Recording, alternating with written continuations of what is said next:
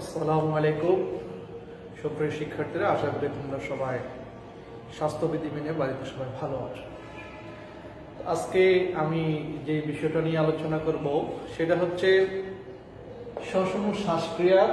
গত ক্লাসে একটি বিষয় নিয়ে আলোচনা করেছি। আজকে যে বিষয়টা নিয়ে আলোচনা করব সেটা হচ্ছে শ্বসন অঙ্গ এবং শ্বসন বৃক্ষ। এই দুইটা টপিকস নিয়ে আজকে আমরা একটু আলোচনা করব। আসল শ্বসন অঙ্গ হিসাবে আমরা কি আলোচনা করতে পারি? মেনলি মানব দেহের শ্বসন অঙ্গ বলতে বোঝায় কি? ফুসফুস। ফুসফুস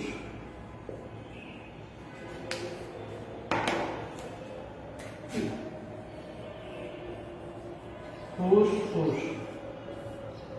তো আমরা জানি মানব দেহের ফুসফুস হচ্ছে দুইটা, একটাকে বলা হয় ডান, একটা হচ্ছে বাম।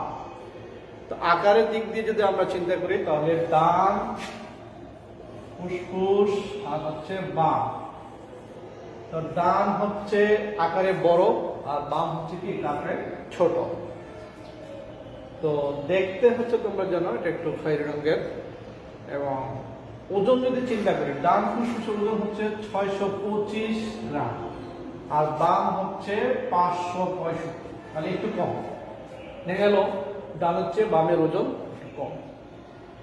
এখন আসো আমরা যদি ইন্টারনাল সেগমেন্ট ভিতরটা দেখি তাহলে দেখা যায় এই ডান ফুসফুস প্রথমে তিনটা ভাগে ভাগ হয়, যেটাকে আমরা লোব বলি, তিনটি লোব। আর বাম ফুসফুস থেকে দুইটি লোব। তো আমরা আগের ক্লাসে দেখেছি ট্রাকিয়া প্রথমে দুই ভাগ হয়ে, যেটাকে আমরা কি বলি ব্রঙ্কাই বলি, দুইটা ব্রঙ্কাই বিভক্ত হয়, একটা যায় ডান ফুসফুসে, একটা হচ্ছে কি বাম ফুসফুসে। সেই ব্রঙ্কাই পরবর্তীতে তিনটা শাখায় বিভক্ত হয়ে তিনটা লোবে প্রবেশ করে ডান ফুসফুসে।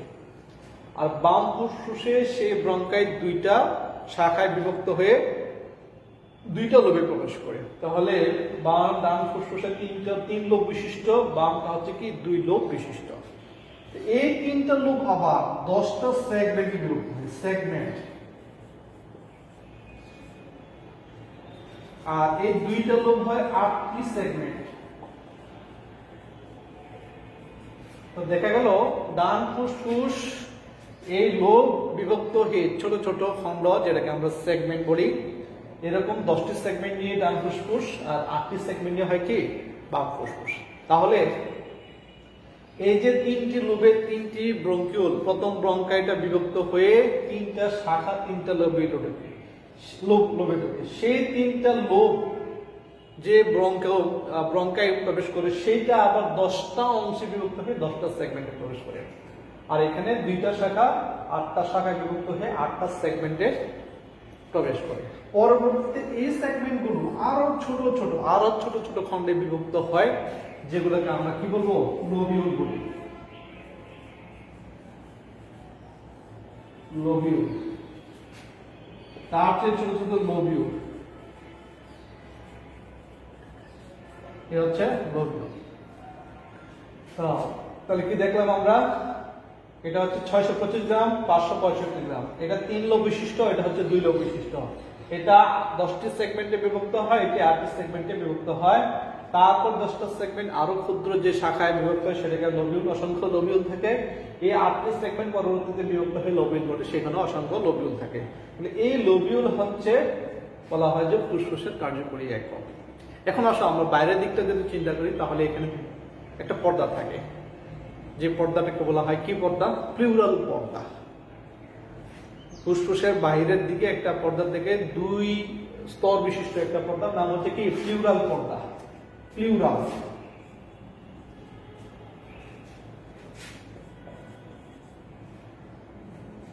তো প্লিউরাল পর্দা, এই প্লিউরাল পর্দা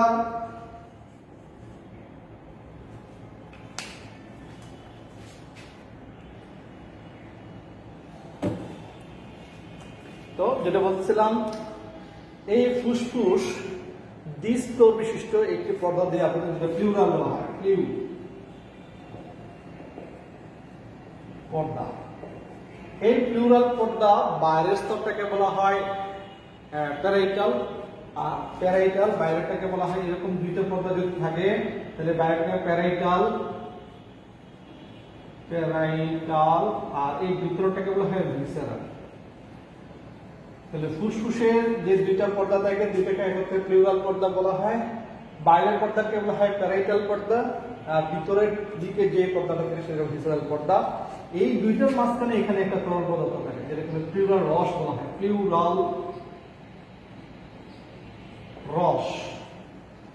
এই প্লিউরাল রস থাকার কারণে এই ফুসফুস যে ঘর্ষণজনিত বাধা বা কোনো সমস্যা যদি হয়ে থাকে সেই সমস্যা, ঘর্ষণজনিত সমস্যা থেকে এই ফুসফুস রক্ষা পেতে পারে। এই রসটা যদি কোনো কারণে শুকিয়ে যায় তাহলে এক ধরনের রোগ হয় যেটাকে প্লিউরাসিস বলা হয়। সাধারণত প্লিউরাসিস রোগ আমরা বলি কখন ফুসফুসে যদি রসটা শুকিয়ে যায়, শুকিয়ে গিয়ে যখন সেখানে পিচ্ছিল বৈশিষ্ট্যটা থাকে না, তখন সেই অবস্থাটাকে আমরা প্লিউরাসিস বলা হয়। তো এই হচ্ছে মোটামুটি ফুসফুসের গঠন। এখন যদি আমরা আসি ফুসফুস, এগুলো ফুসফুস, এখন আসলে শ্বসন বৃক্ষ নিয়ে আমরা একটু আলোচনা করি। শ্বসন বৃক্ষ যদি আলোচনা করি তাহলে সেটা দেখতে পাই, সেটা হচ্ছে আমরা প্রথমে দেখলাম ট্রাকিয়া, শ্বসন বৃক্ষ আমরা ট্রাকিয়া দুইটা ভাগে বিভক্ত হয়, একটাকে এদেরকে ব্রঙ্কাস তো এই দুইটা শাখা। আবার যদি আমরা ডানের কথা চিন্তা করি, ডান এই তিনটা, একটা দুইটা তিনটা, এই তিনটা শাখা যেটাকে আমরা বলি কি প্রাইমারি ব্রঙ্কিউল।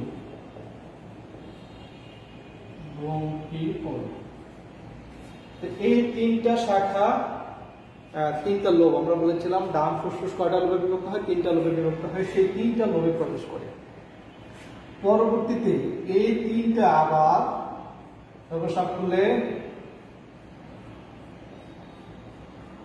10টা শাখায় বিভক্ত হয়ে 10টা সেগমেন্টে প্রবেশ করে, যেগুলোকে বলা হয় কি সেকেন্ডারি ব্রঙ্কিউল। তাহলে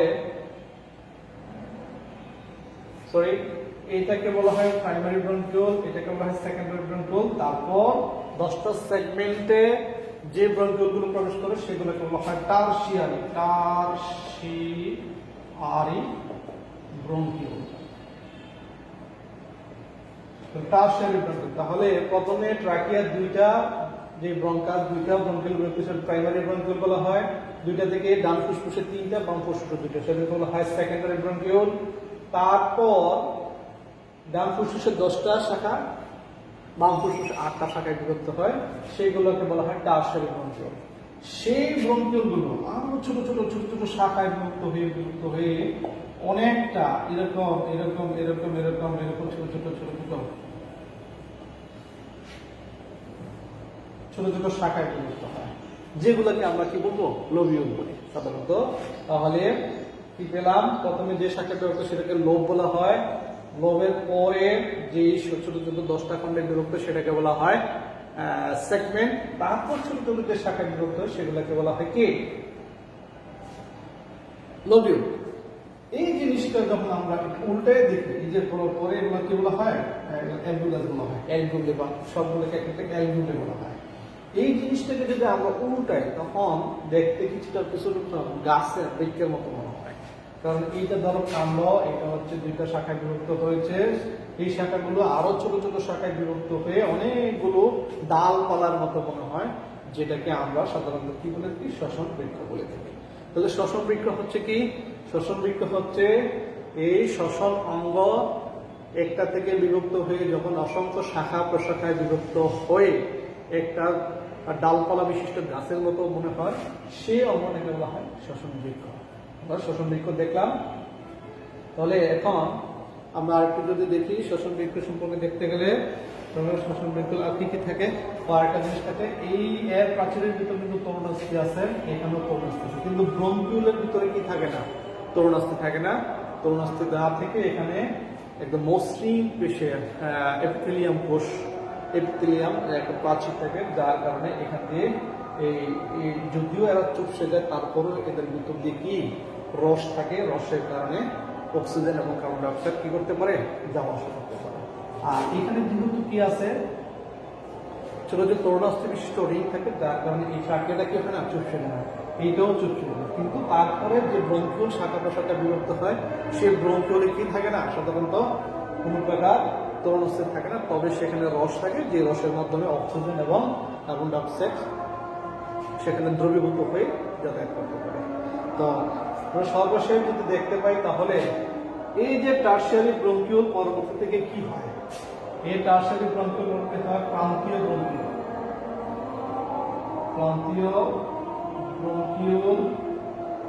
প্রান্তীয় ব্রঙ্কিউল থেকে শ্বসন ব্রঙ্কিউল,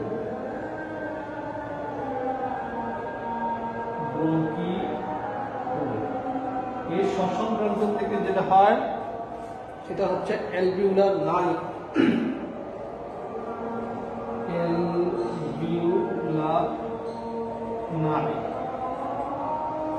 শ্বসন ব্রঙ্কিউলের পরে যে শাখাটা সেটা অ্যালভিউলার নালী। অ্যালভিউলার নালীর পরে যেটা সেটা হচ্ছে এট্রিয়াম।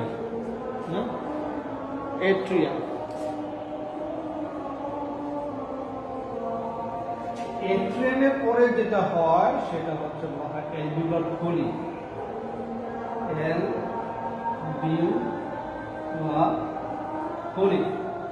আর সর্বশেষ যে অঙ্গটা সেটা তোমরা বলবো কি,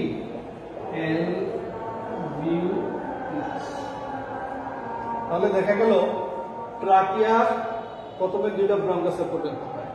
সেই ব্রঙ্কাস ছোট ছোট প্রাইমারি ব্রঙ্কিউল থেকে সেকেন্ডারি ব্রঙ্কিউল, টারশিয়ারি ব্রঙ্কিউল। সেই টারশিয়ারি ব্রঙ্কিউলের পরবর্তী যে থেকে সেটা হচ্ছে প্রান্তীয় ব্রঙ্কিউল।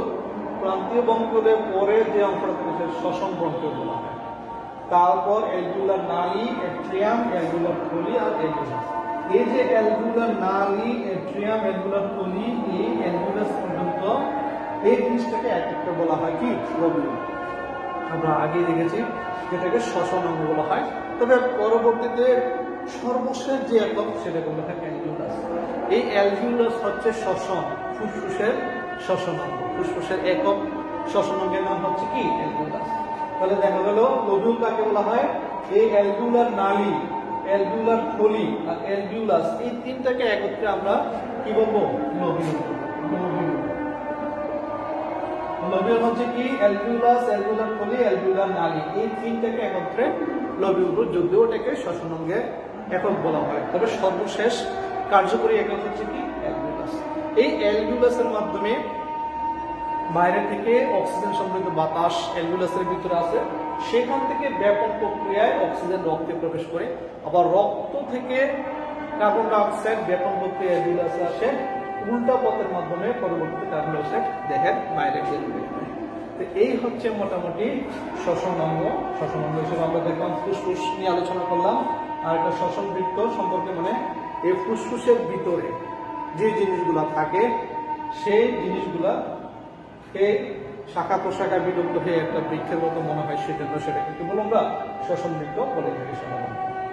তো এই যে জিনিসগুলা এখানে কিন্তু এই যে ট্রাকিয়া এবং এদের সাথে সাথে এই ব্রঙ্কাসের সাথে সাথে কিন্তু এখানে কি থাকে, তোমার ধমনী থাকে, শিরা থাকে, তারপর হচ্ছে তোমার আরো কিছু পর্দা, এই সবগুলো একটা পর্দা দিয়ে আবৃত হয়ে একটা কাণ্ডের মতো এই যে ফুসফুসের একটা উঁচু অংশ থেকে সেই হাইলাম বলা হয়, হাইলাম দিয়ে এই ফুসফুসের ভিতর প্রবেশ করে। তোমরা দেখে থাকবা গরু অথবা মুরগি যখন জবাই করো তখন দেখবা এই ফুসফুসটা একটা শক্ত একটা কাণ্ডের সাথে মনে হয় ঝুলানো থাকে। সেই এই অংশটাই হচ্ছে, এই অংশটাকে বলা হয় সেই ঝুলন্ত কাণ্ড বলা হয়, যেখানে কি কি থাকে, ব্রঙ্কাস থাকে, ধমনী থাকে, শিরা থাকে, আরো যা যা আছে সবগুলা নালী একত্রে ফুসফুসের ভিতর প্রবেশ করে। আর সর্বশেষ এই যে অ্যালভিউলাসের প্রাচীরে প্রচুর পরিমাণে কৈশিক জালিকা থাকে, যে কৈশিক জালিকাগুলো এই রক্ত থেকে কার্বন ডাইঅক্সাইড এই অ্যালভিউলাসের ভিতর প্রবেশ করতে সহযোগিতা করে, আর অ্যালভিউলাসের ভিতর থেকে অক্সিজেন সমৃদ্ধ অক্সিজেন দেহের ভিতর প্রবেশ করাতে সহযোগিতা করে। এই হচ্ছে মোটামুটি আমরা যেটাকে আলোচনা করলাম শ্বসন বৃক্ষ এবং শ্বসন অঙ্গ। তো আমরা সামনের দিন আরেকটা টপিক নিয়ে আলোচনা, সেটা হচ্ছে অ্যালভিউলাসের গঠন। এই অ্যালভিউলাস যেটাকে আমরা করবো ফুসফুসের কার্যকরী একক করবো, তো সেটা নিয়ে একটা ছোট্ট লেকচার হবে, তারপরে আমরা আস্তে আস্তে সামনের দিকে আগাবো। তো আজকে এই পর্যন্ত, সবাইকে ধন্যবাদ, আগাম ঈদের শুভেচ্ছা জানিয়ে আজকে এই পর্যন্ত, ধন্যবাদ সবাইকে।